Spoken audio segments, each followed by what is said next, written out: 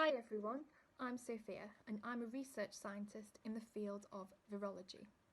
Virology is the study of viruses, which are microscopic particles that infect cells and cause disease. Currently, I'm at the early stages of my career as I'm a PhD student. A PhD is a postgraduate degree, one that you do after your 3 or 4 year undergraduate degree, where you focus on a particular area of novel research.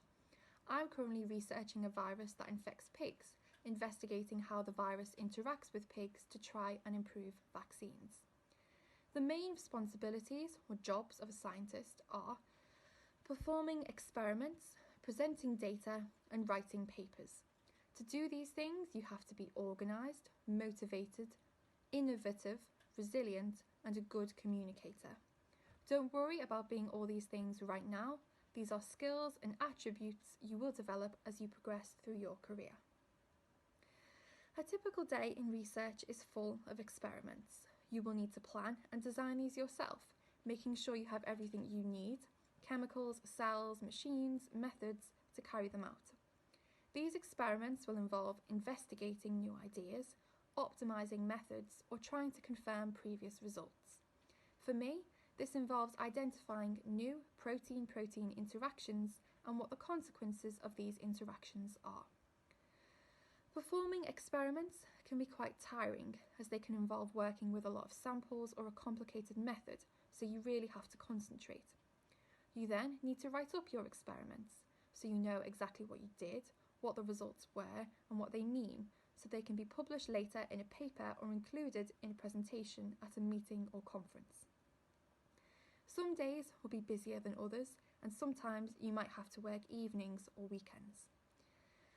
My work is quite independent, as I perform experiments by myself, but it is still a very sociable environment, as I do talk to other members of my lab regularly, mainly my supervisor, who is my boss, to discuss results, get advice, and plan experiments.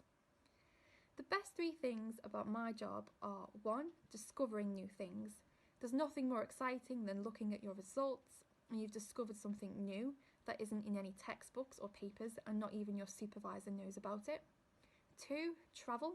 There's lots of opportunities to travel in science, either for collaborations, so you might work on a project with people from a different lab, university or country, or for conferences, where you go and present your work to others, either as a talk or poster presentation.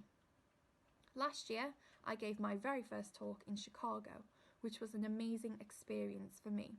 I learned a lot from it, and I also got to visit an incredible city. Finally, number 3 is outreach. There's lots of opportunities to get involved with outreach. This involves going into schools or to science shows, or making videos like this, and explaining your work and your career path to children of all ages. This is something I really enjoy, and I didn't realise I could get involved in before becoming a scientist. The most challenging parts of my job are experiments not working and having to think of new ideas.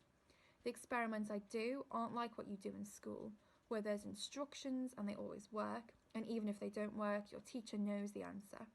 If mine don't work, I don't know the answer. I often don't know why it didn't work, and I've got to repeat something that could have taken quite a while to set up. Additionally, thinking of new ideas can be difficult, whether it's explaining your results and thinking of a story to tie them all together, or figuring out why something didn't work. However, for me, the good things outweigh the challenges, and I really enjoy working in science. If you're thinking about becoming a scientist, I would say work hard. Better grades will make the journey easier. However, don't worry, there are lots of paths into science if things don't work out.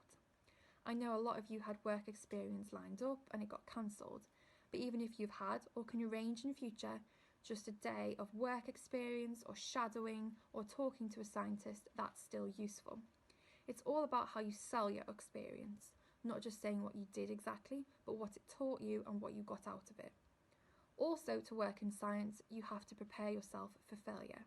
When experiments don't work, as they often don't, it can be upsetting and stressful, but it doesn't mean you're a bad scientist.